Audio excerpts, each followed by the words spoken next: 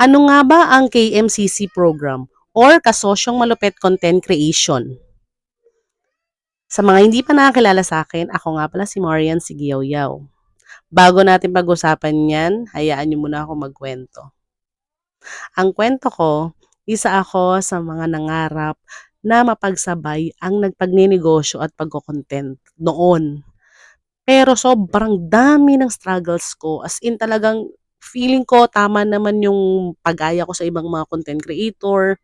Feeling ko may saysay naman yung mga content ko, pero bakit hindi sila pinapanood, 'di ba? Ayan yung mga halimbawa, yun din talaga yung natanong ko sa papaanong paraan ba magkakaroon ako ng motivation araw-araw para hindi ako tamarin, hindi ako, mawalan ng idea sa pagko-content.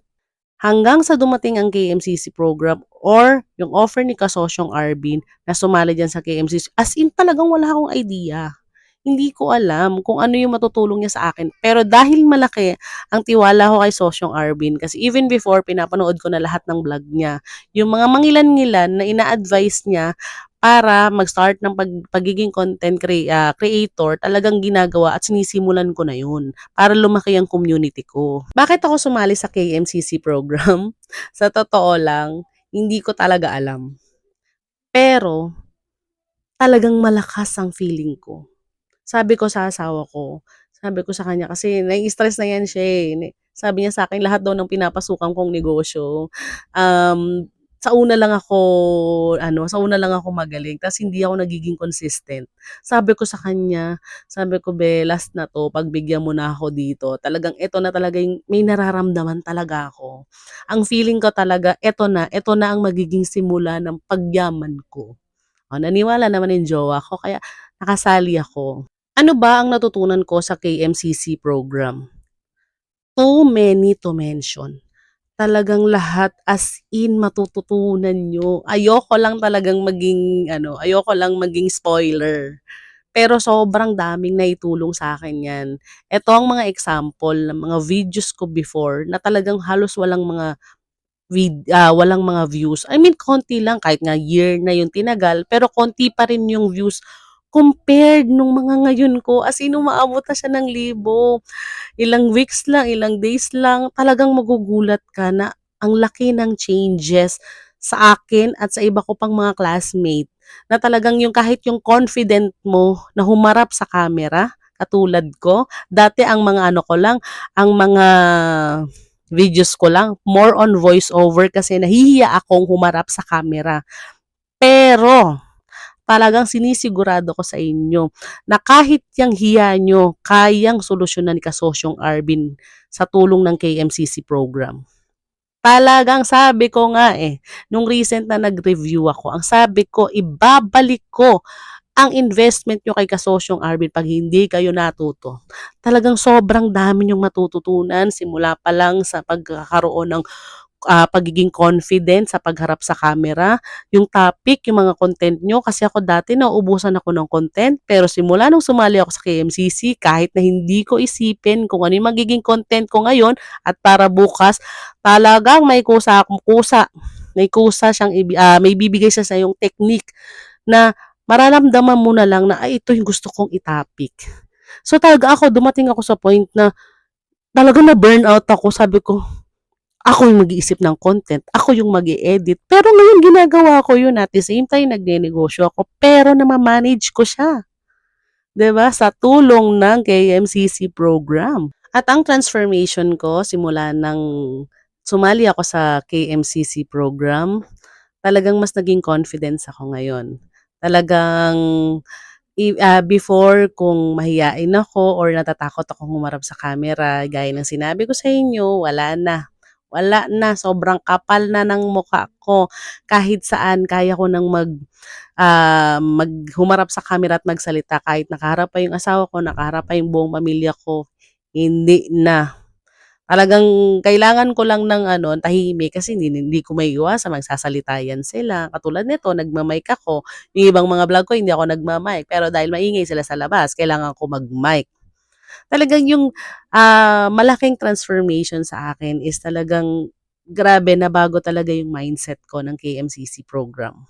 At ang nakikita kong future ko na talagang isa na rin ako sa mga namamayagpag na ibang mga content creator na sumisikat.